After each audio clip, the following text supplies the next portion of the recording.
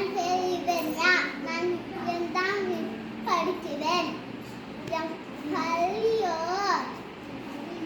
தொடக்கப்பள்ளி கூடுவரி. ஒரு ஊர்ல ஒரு மரம் வெட்டியிருந்தாங்க. அந்த மரம் வெட்டி எல்லா மரத்தையும் வெட்டிட்டு ஆத்துக்குள்ள ஒரு மரம் இருந்துச்சான். இந்த மரத்தை அடியில போய் ஓவியம் எடுத்தாராம்.